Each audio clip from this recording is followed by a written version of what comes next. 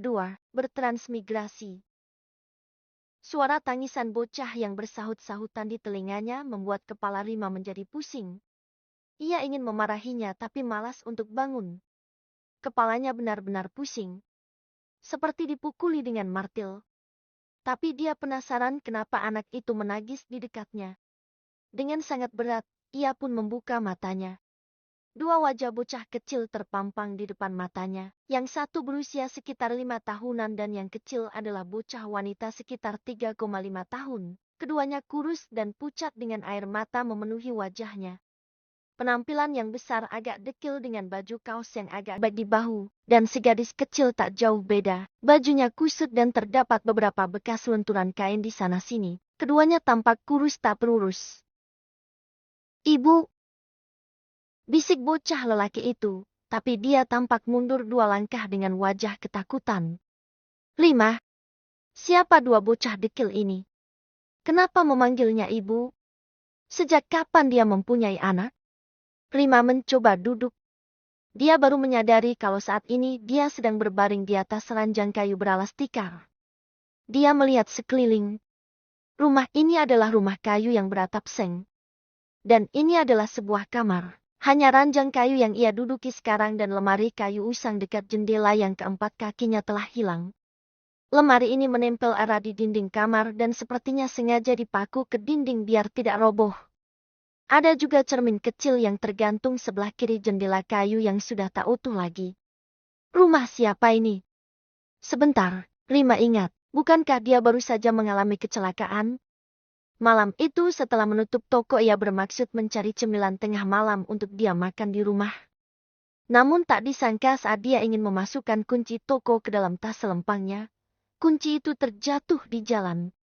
Secara refleks dengan cepat dia memungutnya kembali. Tiba-tiba dia baru ingat handphonenya tertinggal di dalam toko, begitu juga perhiasannya yang ia simpan di laci. Namun sayang saat dia berbalik dan ingin bergegas kembali ke toko, cahaya menyilaukan menerpa tubuhnya dan menyilaukan matanya, membuatnya terkejut dan tak sempat menghindar saat mobil itu menabraknya. Rima tidak tahu bagaimana mobil itu bisa melaju ke arahnya. Padahal seingat dia tidak berdiri di tengah jalan. Dia juga masih ingat betapa sakitnya yang dia rasakan saat ia terpental dan kepalanya menabrak bahu jalan dengan sangat keras. Dia tahu dia akan mati. Tapi, sekarang dia masih hidup. Tapi kenapa dia dibawa ke sini? Kenapa tidak ke rumah sakit? Rima tampak mengelus kepalanya dengan kedua telapak tangannya dengan hati-hati. Tidak ada rasa sakit ataupun perih. Lalu dengan 10 jarinya dia memijat sana-sini di kepalanya dengan cemas. Tetapi tidak ada yang sakit. Kini tatapan Rima beralih pada dua bocah tersebut. Kedua anak ini tampak ketakutan dan mundur sambil berpelukan.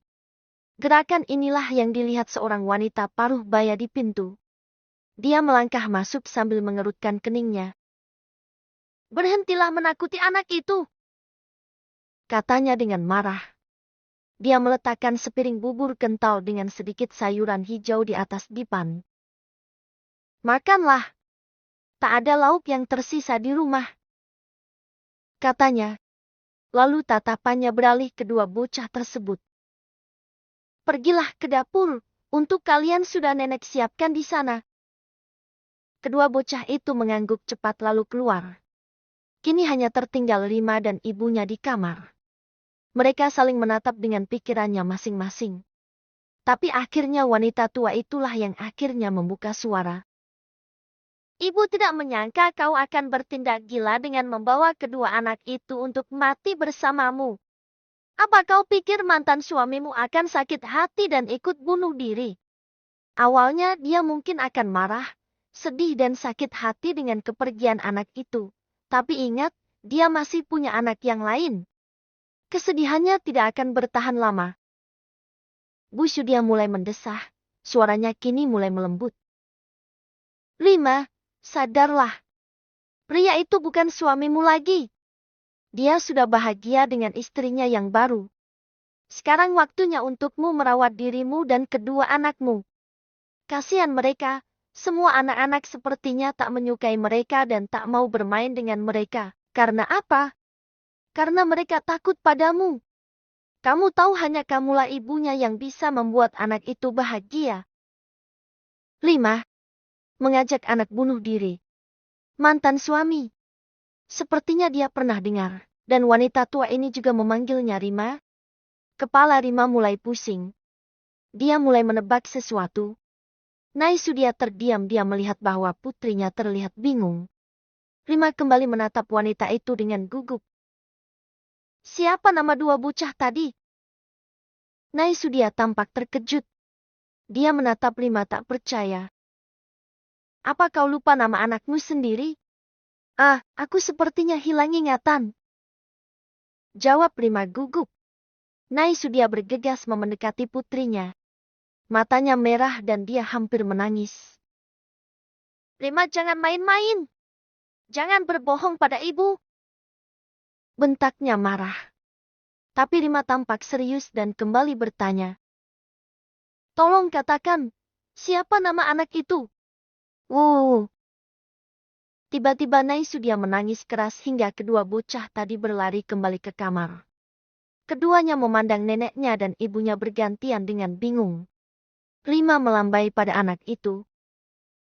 Kemarilah nak.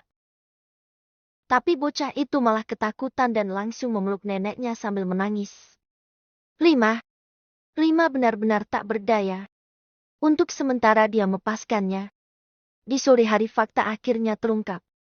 Dia memang sudah bertransmigrasi ke dunia novel. Ini sungguh aneh. Bagaimana ini benar-benar terjadi di dunia nyata dan itu pun terjadi pada dirinya sendiri. Dan bukankah Rima hanyut terbawa arus dan mati? Dia memandangi wajah di cermin. Walau cermin itu tak jernih tapi dia bisa melihat wajah itu. Rimayana sang tokoh antagonis di novel.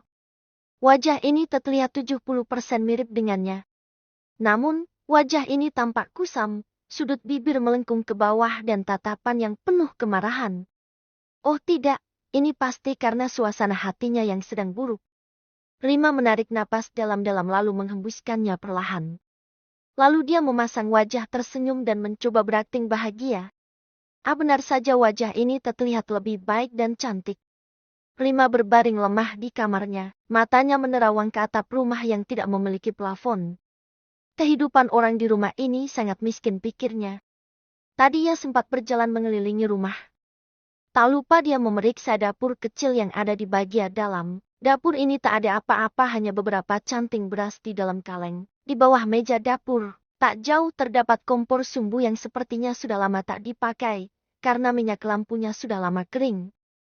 Di sebelahnya ada tungku tanah liat yang bertumpuk abu dan masih agak panas karena habis dipakai untuk merebus air. Ada juga setumpuk kayu bakar di sudut ruangan yang tinggal beberapa batang.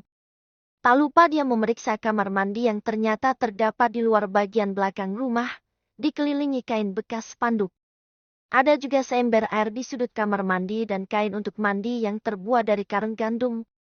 Tak ada sabun, tak ada sikat gigi ataupun odol. Ini benar-benar miskin. Rima mendesah perlahan. Apa yang harus ia lakukan dengan kemiskinan ini? Penduduk desa rata-rata adalah bertani sementara dia tidak bisa bertani. Haruskah ia mencoba bertani biar bisa makan dan menghidupi kedua anaknya? Rima benar-benar kesal. Kenapa pula dia harus pindah? Lebih baik langsung mati saja daripada hidup tapi di tempat asing dengan kemiskinan yang parah. Ketika malam tiba hati Rima semakin tenggelam. Betapa tidak, rumah ini selain bobrok dan miskin, juga tidak terpasang listrik. Belum lagi nyamuk berdengung di telinganya dan beberapa pula ada yang menggigit tangan dan kakinya. Membuatnya tak bisa tidur. Dia benar-benar tidak tahan. Rima mendesah untuk kesekian kalinya. Di tengah kegelapan malam matanya menerawang, semuanya sangat gelap. Bahkan saat dia mencoba melihat jari-jarinya, itu tak terlihat, yang ada hanya gelap. Baru ketika waktu menunjukkan pukul 2 pagi, ia mulai mengantuk dan tertidur.